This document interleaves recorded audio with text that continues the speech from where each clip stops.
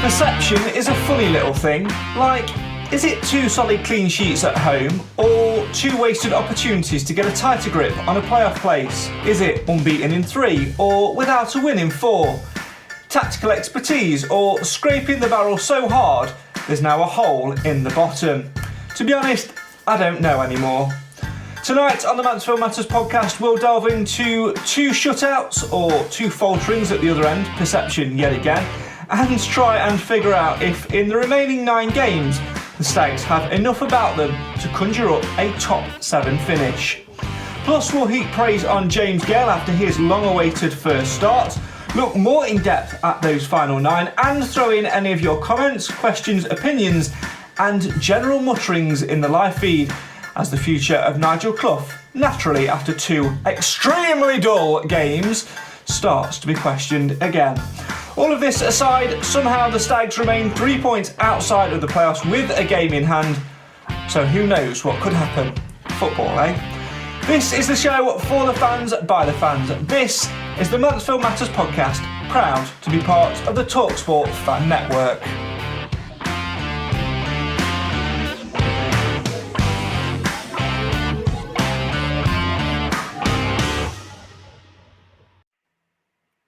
Does anybody know what a goal is yet? I'm still none the wiser. Please, God, make it happen on Saturday. I don't want to sit through another 90 minutes of absolute nothingness. Hello, welcome to the Mansfield Matters podcast. Hope you're all doing well.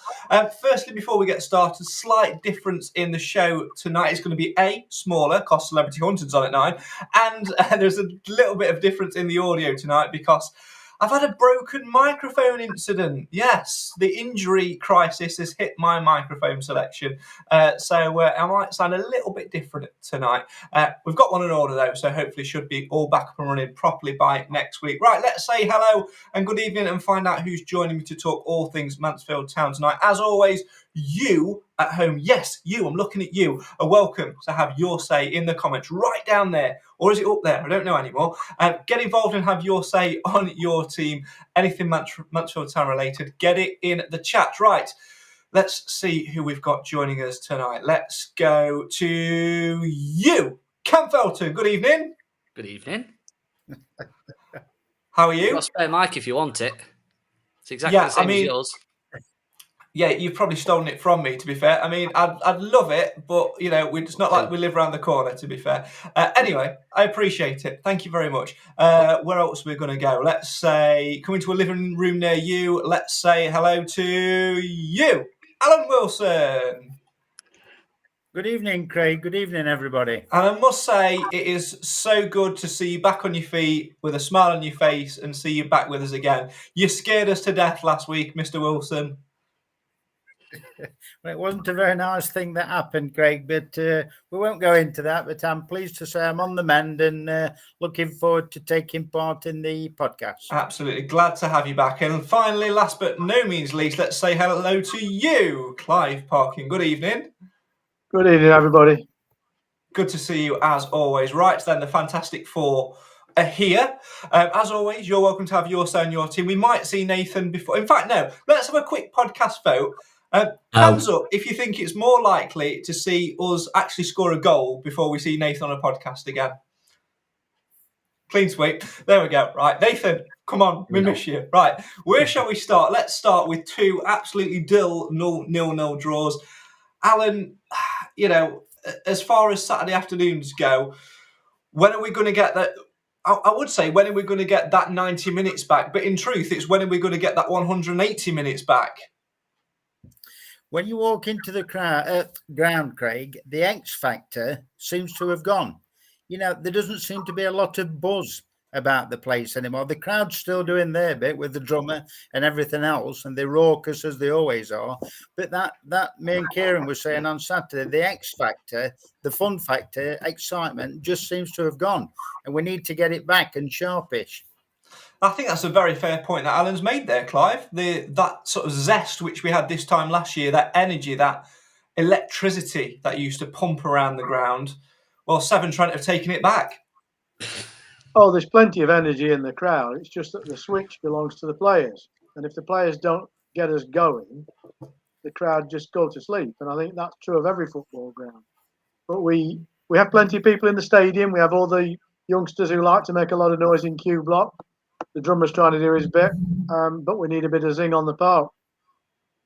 Yeah, and zing on the park is exactly what we were lacking on Saturday, Cam.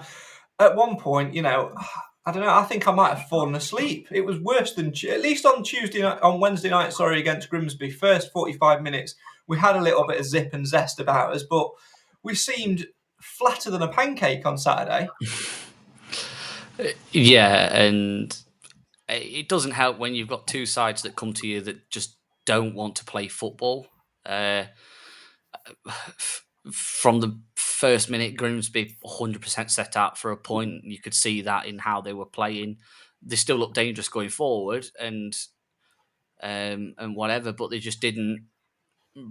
Just the overall game just wasn't great to watch. Sutton were even worse than that.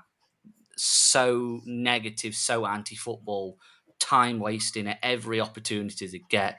Even Sunday, things you don't see on Sunday league pitches, like trainers, coaches throwing water bottles onto the pitch to players whilst play is going on, and then kicking off that they've been booked about it. It's pathetic. You would expect it from a team like Sutton, though. They don't.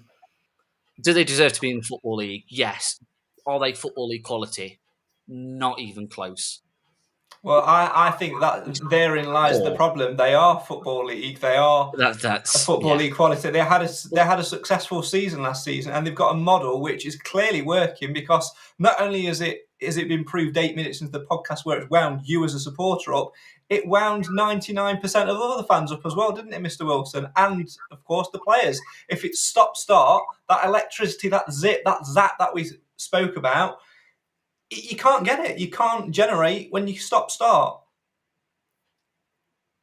And you just, you feel for the stag players in a way. It slightly, then it would have gone.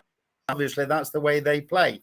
But with the couple of incidents that we saw that was really bad, and they're on about it, I just think it's quite poor on behalf of the officials, and even worse on Sutton United. But it does work for them, like you said, and they've proved it. I think that officials thing, Clive, yeah, we're going to get that anyway, and we've gone over that time and time again. But I don't think you can shy away from the fact that, all right, you take Sutton's tactics in one hand, but in the other, you've got to look at how poor and how negative we were. And with 9 games to go, that is a clear issue. We said, didn't we, before the game when we bumped into each other, that we've scraped the bottom of the barrel so hard. There's now holes appearing in it.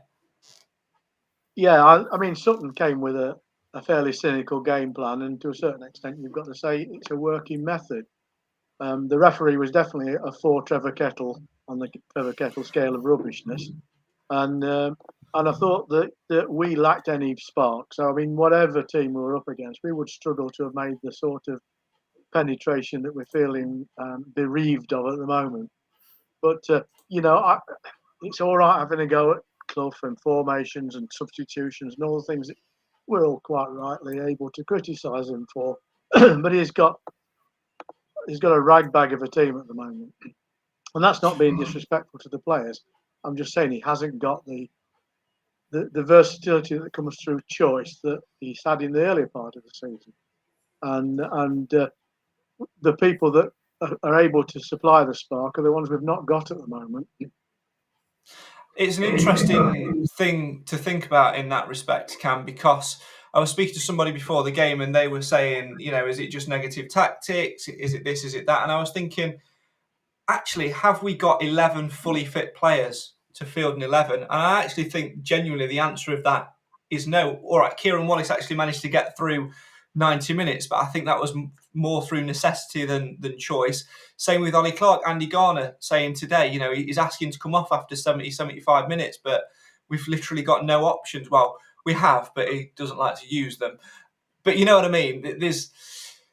We're at that point now where we're putting an 11 out based on hands up, who's fit, who can play, rather than this is what we want to play to try and win a game of football.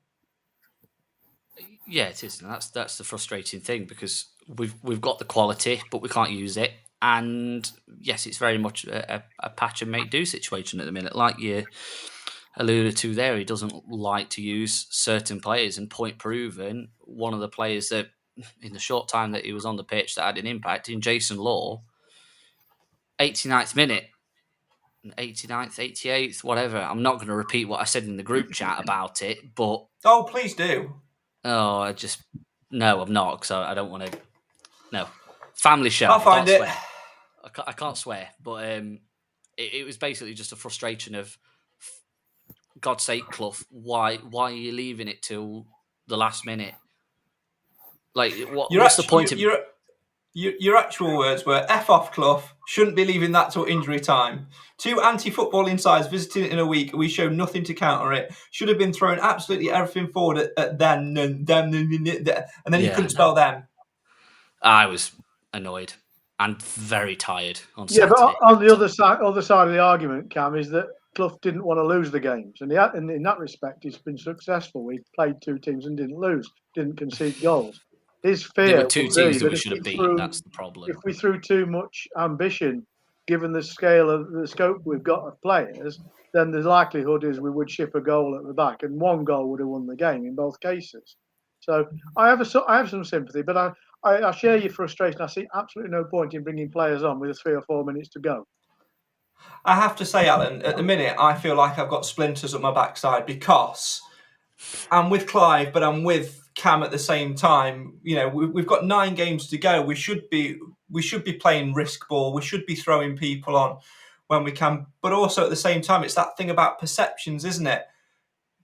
At worst, in football, you protect the clean sheet, and that's exactly what we did against Sutton. And the league table doesn't lie. We're still within a shot. If we did gamble and then conceded, would have been, you know, even worse off. So you're damned if you do, you're damned if you don't. But where do you sit with it? 9 games to go. You know, we've got to be doing something. I would honestly go for it. I would go for the jugular every time. I'd sooner die hard trying than die hard with a whimper. You know, if they can go out. I mean, we did have chat. I don't know what it was like. I just listened to it from the hospital bed on Wednesday night, so I couldn't do anything else. But on Saturday, we did have the odd chance again. You know, it didn't go in. But we need to be more clinical when we get that chance. But I would go for it. Go for the jugular. What have you got to lose? Just to clarify, Mr. Wilson, I know you may well have been piped with prescription drugs on Wednesday night to help you get better. I can clarify that you weren't deluded. We were that shit. Anyway, moving on.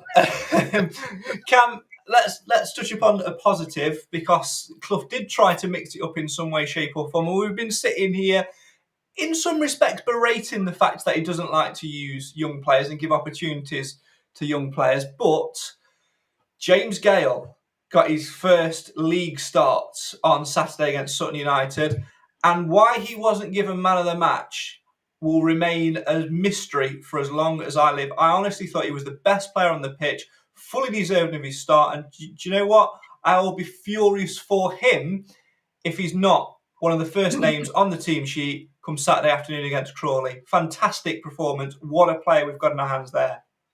Definitely. I think from a fan perspective, I think the only frustrating thing about watching for Gale for me was he's not the quickest. But other than that, his game was good, and you can show that there's a lot of talent in him, and a lot of credit's got to go to him for what he's been doing on the training ground, and then the academy staff for getting him to where he is after obviously bringing him in from Long Eaton. But there's a lot of room that he can develop. And Danny Johnson, who? Because what did Danny Johnson do on Saturday? He filled a slot. He filled a slot. What did James Gale do? Exactly. Looked interested, creative, passionate. He was there. Let's be clear. Got fouled a lot. Let's be clear. If Clough had a choice, he wouldn't have played Johnson. I don't think he'd have played any of the younger players if he got the choice. he doesn't trust his younger players enough to bring them on in important positions on important matches. He'll put them on the bench and he'll bring them on for cameo roles, I think. But he had no choice. He's run out of options. But I personally, I'm a bit like Alan. I think we can't get relegated and we won't get promoted unless we do something different. So something different's got to be throw some risk into the game. And that means, perhaps even having a go at one of the youngsters like Abdullah who's scoring for fun, if he's fit and he's able, don't just sit him on the bench, let him have half a game. There's got to be, at some point, a return on the investment in our youth policy. And so far, during Clough's reign, we've seen nothing at all from it. That's not his fault. Maybe they're not producing the players.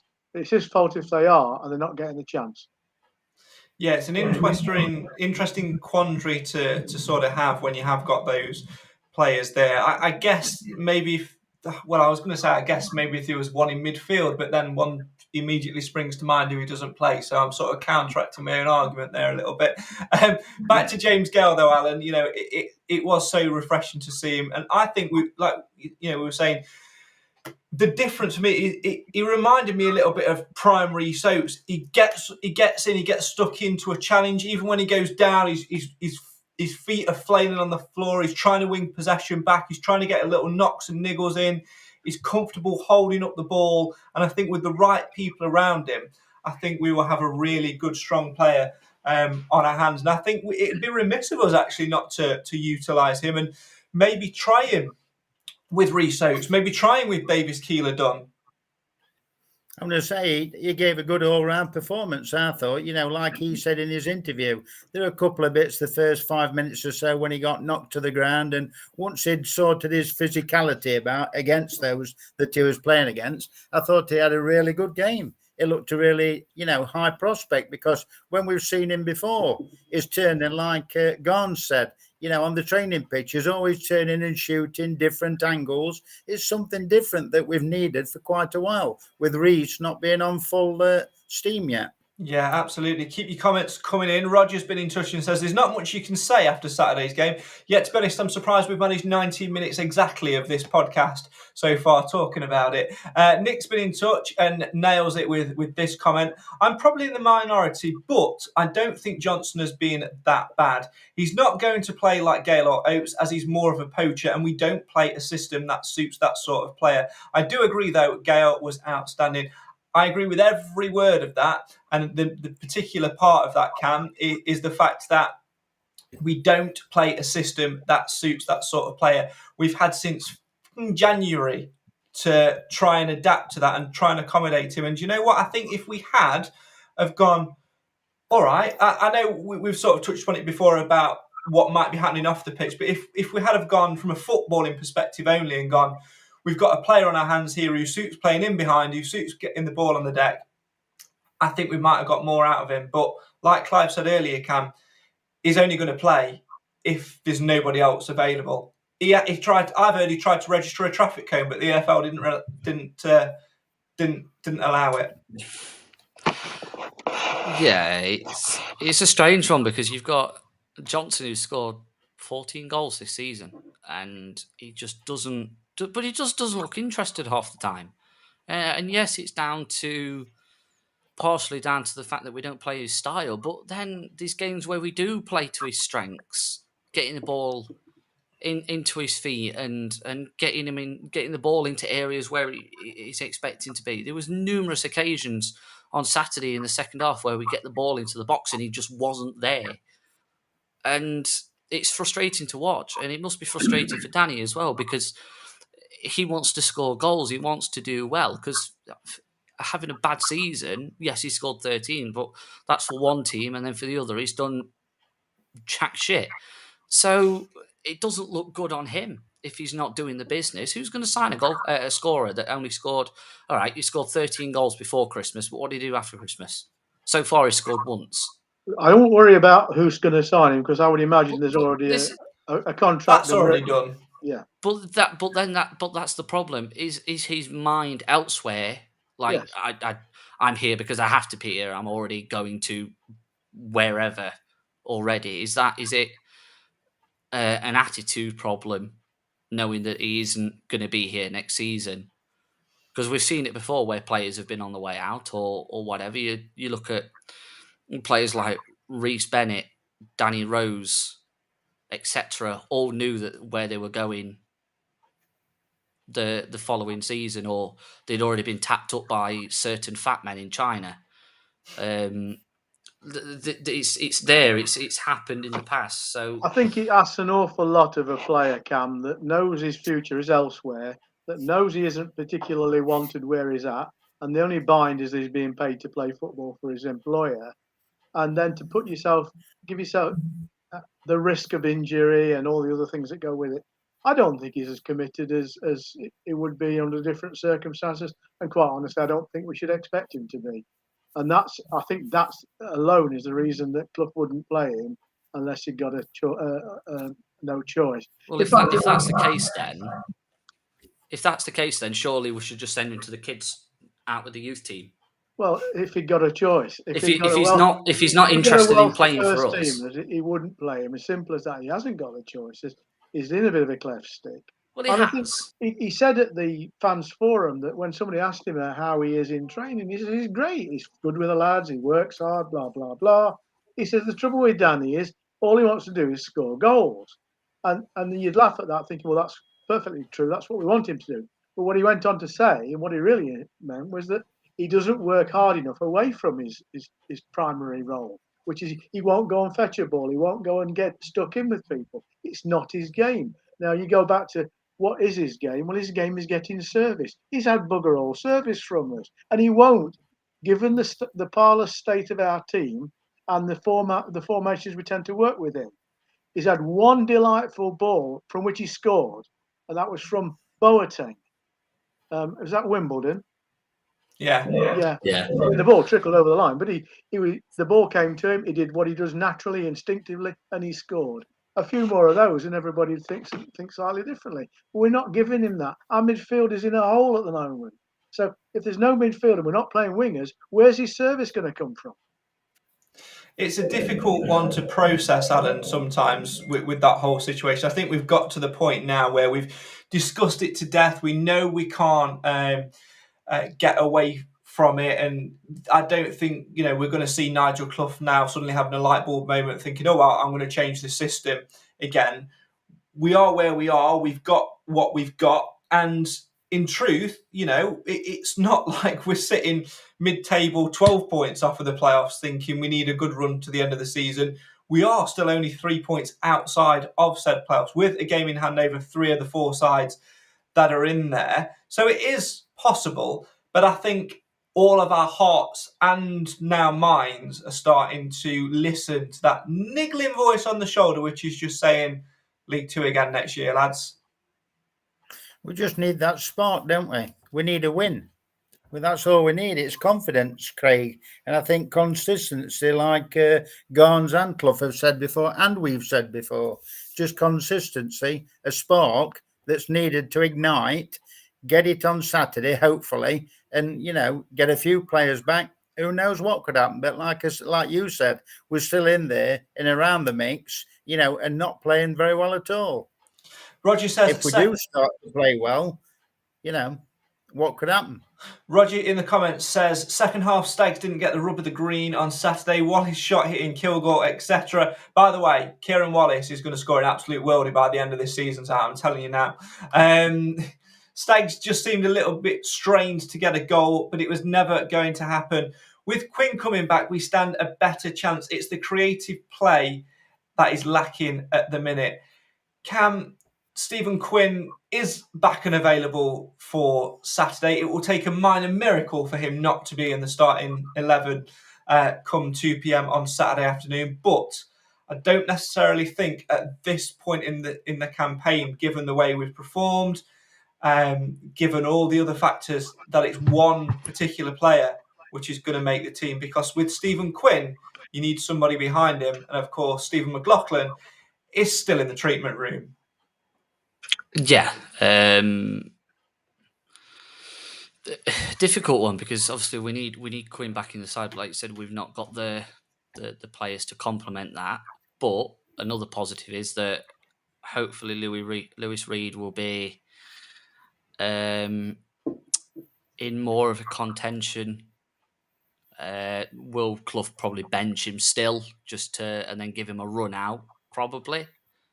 So he was on the bench on Saturday. It probably would have been too soon to maybe bring him on, but it was probably more just a morale thing to get him in the first team squad, get him ready for the match day environment again after being out for so long.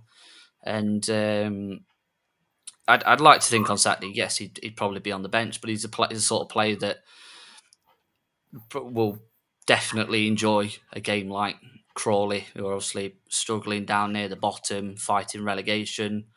They've got a bit of confidence, but it's the sort of game that we have to go at, and we've got to batter them basically for our own sake more than anything. But we're now getting to the back end of players' recovery, and we're getting a few players back bit by bit. But now it's obviously then finding a balance where we can get them in without jeopardising their fitness again, because there's no point in rushing them back too soon, like we did with Stephen McLaughlin and Callum Johnson. There is the issue in itself, Alan, isn't it? It's too little too late in some respects with 9 games left to go, but also there is a huge danger there of getting that timing right, getting somebody up to match speed and match fitness. And I think given the pressures which the end of the season brings, when you are a manager and you're looking at the league table and thinking, we're 3 points behind it, can he give me 45 minutes? Well, if he can give me 45 minutes, he can give me 60 minutes. If he can give me 60, he can give me 75. And therein lies the problem. You gamble, it doesn't pay off, and we left back where we were. And I honestly think that with a heavy heart, that we will be more inclined to rush players back when they're not ready. I'm going to say, don't forget we've got Mahrez to come back, as Garns calls him. Does make me laugh when he calls him Mahrez. But there's a few players coming back, but it's like, what do? You're damned if you do, you're damned if you don't. There's 9 games to go. They've got a long way to end the season. Give them a go. Just asking for a friend, Clive. Do we know when Hiram Boateng's back? Because he certainly hasn't turned up for the past 5 weeks. Did he play last week? I like Hiram Boateng. I think he came off the bench. I think he's a stylish player with lots of talent. He just didn't bring it to the last few games. And I know he's had personal circumstances that have put him under a little bit of pressure. And I guess it's another one of those occasions where had Clough got a sensible choice, he would have let him have time off. But, next time they play him, he hasn't got an excuse because, the circumstances have moved forward. But I honestly don't see us having a full set of fit players by the end of the season. The way I think some of these injuries are really imperceptibly long ones. And we have players that can't stand a knock, and that seems to me a modern problem. They don't make them as tough as they used to do in our day, Alan, do they? Probably not, but it's a different game nowadays, isn't it, Clive? It's a different game. With they probably wouldn't have been out with a head injury. Elliott's going to play with a broken nose, I assume. He'll probably put some sort of mask on or whatever. But in the olden days, they wouldn't have played, but that's not to say that it's wrong, because going forward, that's what needs to happen because of things that have moved on. I don't want to get you motivated properly for Saturday, Cam, but with the way things are standing at the minute, our back 3 is going to consist of somebody playing with a broken nose, somebody who's not completely fully match fit in Alfie Kilgore, and somebody in James Perch who, the last thing he needed on Saturday was to be brought on after 15 minutes. Yeah, it's not great having to obviously use players that we don't necessarily have to, but we're in a situation where we've got to use everybody available. Probably the most frustrating thing is that should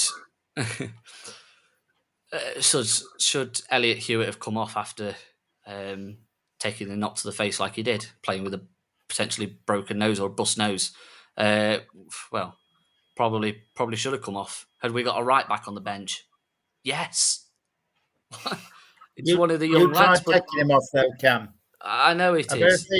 I bet if they'd have tried to take him off, he'd have said no, knowing Elliot. That's the thing, because it was a head injury. I think we wouldn't have necessarily lost him, lost a sub for it. So, but there's options, and we've got options on the bench. But just for God's sake, Clough, just grow some balls and use them. Use the kids. Fuck's sake. And on that, mind my French, but the whole point is, what was it, last season or the season before? It was on end of the COVID season. He was saying wanting to use younger players, etc., this, that, and the other. But then a couple of months later, he was saying we need experienced players, this, that, and the other. It's for God's sake, just pick one. You can't say you want to sort of bleed youth players through. You've got 3 or 4 of them sat on the bench week in, week out. Just bloody play them. And on that cheery note, let's take a quick break. Keep your comments coming in and have your say on your team. When we come back, we're going to be asking the big question. And that is, of course, can the Stags go on and find a bloody goal on Saturday afternoon and inject some life into the final 9 games of the campaign? Are we resigned to another season in League Two?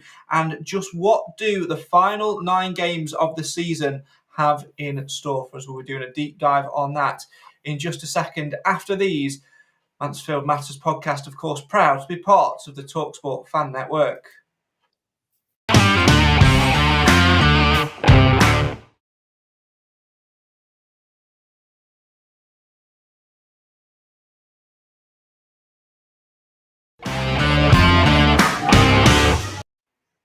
Welcome back to the Mansfield Matters Podcast, the show for the fans, by the fans. Keep your comments coming in. Right, let's have a quick sweep of the panel tonight, consisting of Alan Wilson, Clive Parkin and Cam Felton alongside me this week. And dog, hello, Libby. Nice to hear you again. And Harry's somewhere, but he can't hear because I've got my headphones in. I was on a works team call earlier on, and someone else's dog decided to bark, and we had to pause the meeting for 4 minutes 38 seconds whilst the 2 dogs had a bark off. Anyway, let's ask the inevitable question. With what we've got, given our circumstances and situation, is it, and this is all about perception, like we said earlier on, is it see what happens in the final 9 and what will be? Is it we need to put a little bit more into it and definitely push for the playoffs? Or hold your hands up and say League Two will do? Cam, where are you at? I think we'll make the playoffs, but I don't think we'll win them. Clive? Yeah. Yeah, series of questions. The first one, will we score? Yes, I think we do for a goal. It'll come off somebody's arse, but we'll get it. And I think, will we make the playoffs? I don't really care at this point. I don't think we're worthy. That's my view. And I think, therefore, I'm reconciled to another season in League Two. If I'm wrong, knowing we can't be relegated, I'd rather be in League Two than in the National League. If I'm wrong, then I'm wrong. We will be in the playoffs. But I share Cam's pessimistic view of the playoffs. I don't think if we are in there, we're going to stand a great deal of chance. And I think the remaining 9 games, we can use them in almost experimentally. But I'd go throw everything at the next 2 games and see where that leaves us. And then your attention will be fairly squarely aimed at what we do next year after that. Alan?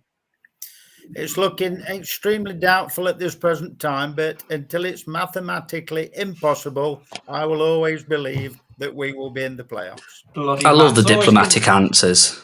I know, you can always rely on Alan to bring some optimism back to the podcast, can't you? Right, let's delve into those 9 games. Andy Garner was sort of half-assed today in his press conference whether or not Saturday's game is make or break. And whilst it's not, in terms of the remainder of the season, actually, when you look at the fixtures and you break them down into what they mean for both sides, Clive, I think actually Saturday's game, with a failure to get 3 points on the board, will have a detrimental blow to those remaining 8 games. And it's going to be really tough to lift us for the 2 fixtures after that, which realistically we need to be winning.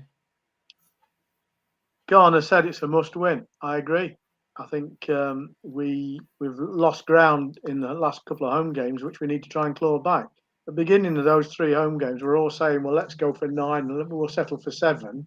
And then at one point I said, well, 6 will be fine. And we've actually now got an opportunity to score 5 points out of the 3 games.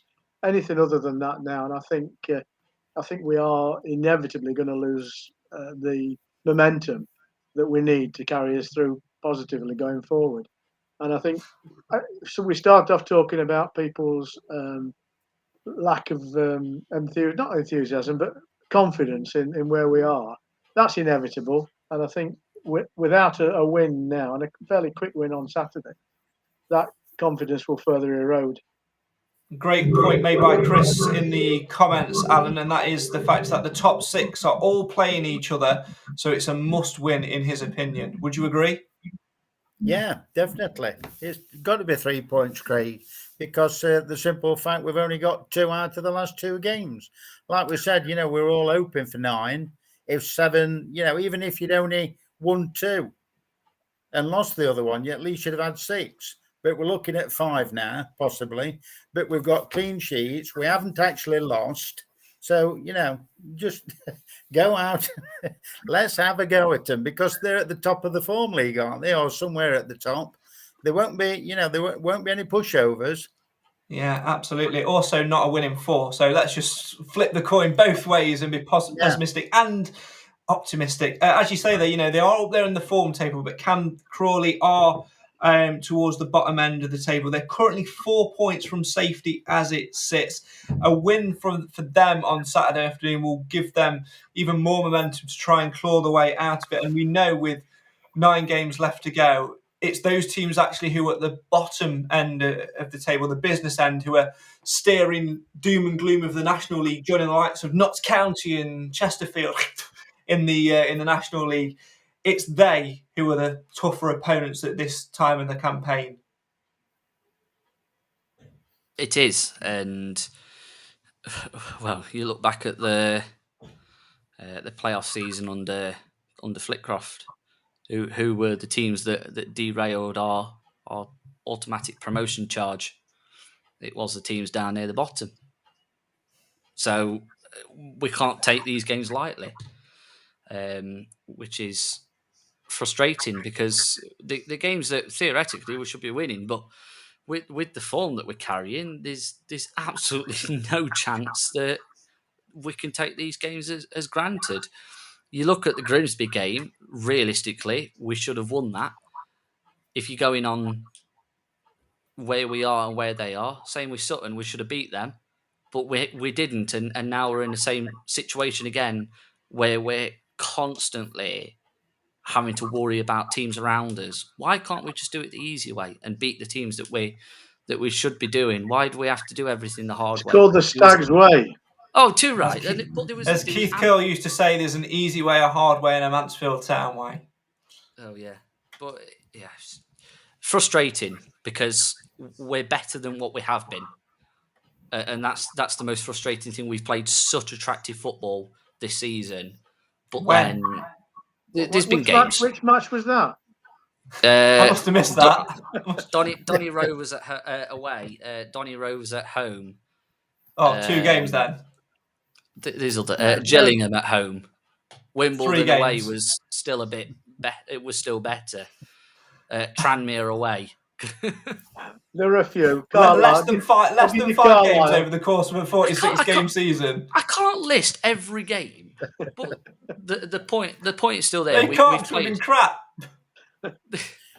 Craig, the point's still there. You're wrong to be so dismissive that we have played well in parts. There's no argument about that, but not very recently.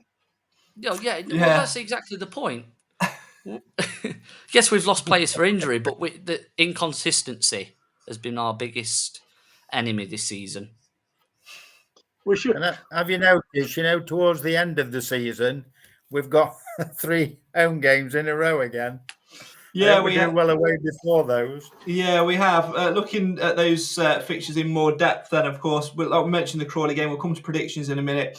Easter weekend, again, another huge Easter weekend for us. Swindon away, 10 points from the playoffs. So, at that point, there could be 9 points. There could be 7 points from the playoffs. They've got it all to play for. They're eager to try and push. They were playoff semi-finalists last season. They'll want to try and at least match that season. And then, of course, the toughest game in the run for me, and that's Rochdale, who by that point will probably have the new manager bounce, if not a caretaker manager bounce. They dismissed their manager, I believe, the other day. And we all know, that playing the bottom of the league is the hardest games. And we saw it with Scunthorpe last year. All right, we went there and got victory, but we weren't ruthless enough, and that's my fear in that one again. You look at the 2 games after that, we've got the trip to Grimsby, got them to play again. We know they'll be a tough team, difficult place to go. They're pretty much safe, but they'll want to make sure. Same with Newport, a horrible trip at midweek, never a nice place to go. And then you look at those final 4 games of the season, you break those final 4 down into banks of 2. Stevenage at home, Leyton Orient at home, 2 teams vying for automatic promotion. At that point, they need to get Stevenage with all the history with the ex-Stags players that are there. They've dropped off it a little bit of late. They'll want to find that bounce and get over the line. Leyton Orient, may well be coming to us, with 3 games to go, needing to win to seal either A, promotion, or B, the title itself. Then the final 2 games, Harrogate at home, 20th at the moment, only 6 points clear of relegation. Could be a huge game for them. And then Colchester United, 21st in the table, 5 points clear of relegation yet again. So you break those games down, you've got 3 sort of easy-ish hits.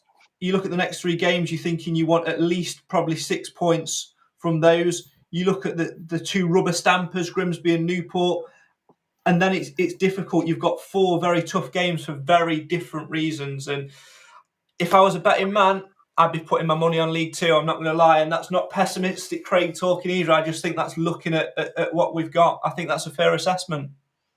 I think the only thing to bear in mind, Craig, is if these teams, as you've just outlined, have got reasons to want to win, if they come with a win mentality, which is different to what the last 2 home games have been like, we do stand a chance, especially if we can bring a couple of players back in that time as well. Teams that come and just want to shut us down have done it quite comfortably at the moment. But I think there'll be some unexpected outcomes from these last few games. We never win at Swindon, so we will do. We should have beat Leyton Orient earlier in the year. So we're going to do it. And it's about time we put one over Harrogate. Stick one up there, Jackson. We'll come on to podcast predictions in just a second before we wrap things up for tonight's podcast. Keeler in the comments says it's definitely a must-win on Saturday to give us the confidence to reach the playoffs. Roger adds, Crawley are on some good form at the minute, so I'm not expecting a win. Unfortunately, hope I'm wrong, though. Nick says, hope we've been constantly inconsistent. Tracy says, just watching Saturday's rivals, a bit distracted by a certain number 2. Of course, Kellen Gordon will be back to get one over Nigel Clough. Or he might just go down the wing and trip himself up. Either way, Tracy will be looking at his backside. Anyway, Chris in the comments also says, this season as a whole feels like a missed opportunity as the league this season has been terrible. Any decent team would have walked away with the league. Funnily enough, one of our best performances was away at Leyton Orient, where we did everything but score. Completely agree. By the way, Roger adds, Sutton, we were very, very negative on. We're very, very negative on Saturday. They did football a disservice on Saturday. No, I completely disagree. I think what they did was they highlighted the ugly side of the beautiful game very, very well indeed, and it got them results as it has done for the past 4 or 5 seasons on their climb up into the Football League. Football, though, a game of opinions. Speaking of which, opinions on how we're going to do on Saturday. Let's have a little look at the podcast predictions table as we come towards the end of March. And again, Podcast Predictions throws up one of those horrible things where my own rules come back to bite me on the backside because Clive wanted to change his prediction in the group chat. Yeah. And before the game when I bumped into him on Saturday, he wanted to go for a 5-0 win and change his prediction from a goalless draw. But by me not allowing that, that's put Clive top of the bloody table. There you go. Rubbish. Talent will out in this game, and you're seeing it now. I know. We've also had a terrific rise up the table from our Podcast Predictions man of stats, the man who does all the tables, Ben, who's climbed to second position. He also went for a goalless draw on Saturday, so that's probably where it's at. Alan's now in third, and then the remainder of the top 10 is Steve Nadim in fourth, Kathy Holmes in fifth, Roger King in sixth, Nathan Edge somehow, who's he, in seventh, Adam Crump in eighth, some bloke called Cam in ninth, and then JS in 10th place. I'm in 15th. We won't talk about that. In our little group table, Nick is bottom of our group with 17 points. Then it's me in 5th on 29, Cam in 4th on 35, Nathan in 3rd on 38, Alan in 2nd on 42, and then Clive leading the way at the top with 48 points. And because he's top of the table, he gets to go first with his prediction for Crawley at home on Saturday. 2-0. 17th. Now, I need to pull you up on something there. You've said 2-0. 2-0 win. Thank you very much. Thank you very much. Alan, I'm going to come to you next. 2-0 win, 39th minute. Okay, Cam, we've got optimism so far. Where are we going to go? 3-0 win, 3rd minute. Oh, I'll take that. Okay. 2-1 defeat, 18th minute for me. We'll get Nathan. If I was in control, I'd boot you out now. Well, you're not. Well, guess what? You're not. So, bye. Cam and Nathan. We'll get Cam's. No, we won't. We've got Cam's. We'll get Nathan's and Nick's in the week, and we'll put them on our social media as always. That's almost all we've got time for tonight. We'll bring him back in, though, just to give him a little bit of praise, because Saturday, Cam, keep it brief. It was the Her Game 2 fixture. We saw you up and down the pitch. You got a nice little shout out with Alan, although whoever would want a photograph of you, it's beyond me. But just tell us a little bit more about the day and what you got up to on the day with everyone from Her Game 2. So, yeah, obviously those that did see us, we were walking around. We'd got the cardboard cut out for the Instagram frame, and really, really positive day. And just thank you to everybody that got involved. Went around the ground getting photos with first and foremost the players and the staff outside the Quarry Lane end, and then going into the family room, speaking to young fans in there, then going to watch Monica go and talk with Chris Revel up in the 1861, and then Emma and her team all got to have a walk out on the pitch pre-match, along with 3 members of the Mansfield Town Ladies youth setup, which was fantastic, and they're really, really positive. And if you want to watch the video, it's coming up in a second, but it's on YouTube. Search CF Media UK, and it'll be on there. I think it's also on the Twitter, which is at CF Media UK, Instagram at CF Media UK, and Twitter at CF Media UK. Shameless plug. Play the video. I don't think I've got. Who's CF Media? I don't think I've got time. Annoyingly, I'm going to play it because it's actually well edited. Obviously, taught by the best.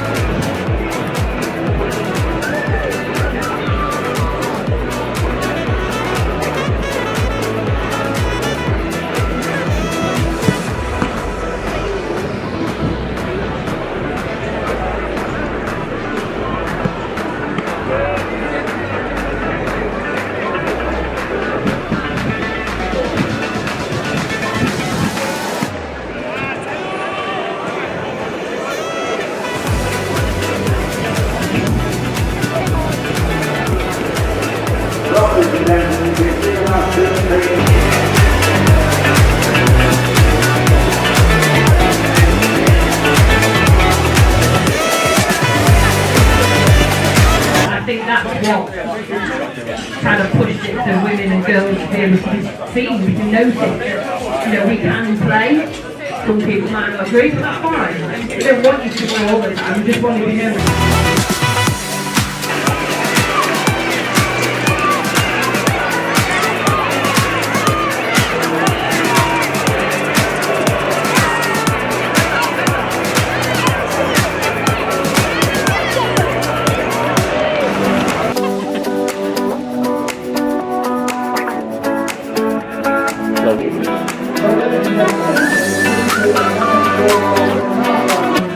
So give it a chance, give it the opportunity, you'd be surprised.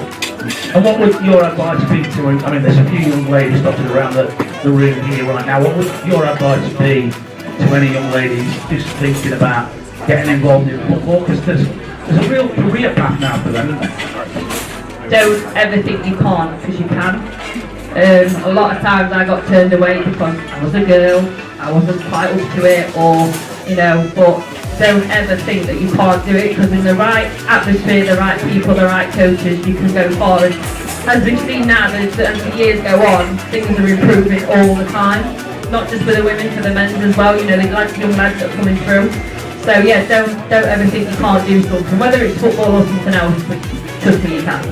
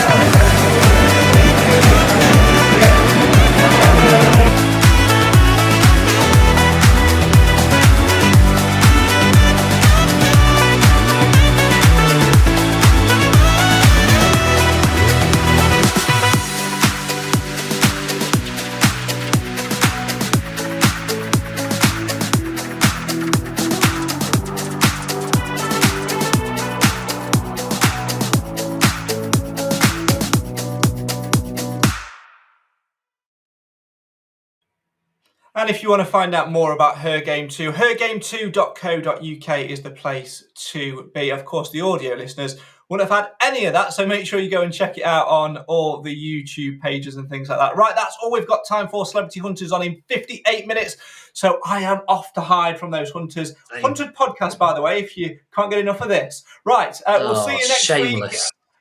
Yeah, you can shut up. We will see you next week as the Stags probably lose against Crawley and ahead of the Easter weekend as well. Alan, keep looking after yourself. Cam, work on that shaky camera. Good night.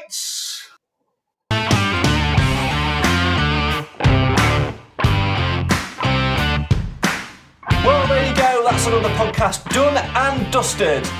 9 more games to go. Can the Stags get over the line and achieve the playoffs for a second season in succession? Or is that muttering voice of doubt that we're going to fall short about to come true? Only one way to find out, and that's strap yourselves in for the rollercoaster ride which is ahead of us. Talking of what's ahead, make sure you get involved in podcast predictions ahead of the Crawley game on Saturday at One Call Stadium. The link that you need is in the description, and you must complete your prediction no later than 1 hour and 1 minute before kickoff on Saturday afternoon. My thanks to you guys at home for watching and for listening, and of course to the Mansfield Matters Podcast panel too. Make sure you follow us on social media at MTFC Matters to find out when we're next going to be live, as we look back on Crawley and look ahead at what's to come, which is of course a big Easter weekend as we take on Swindon and bottom of the table Rochdale. For now though, this is the show for the fans, by the fans. This is the Mansfield Matters Podcast, proud to be part of the talkSPORT Fan Network.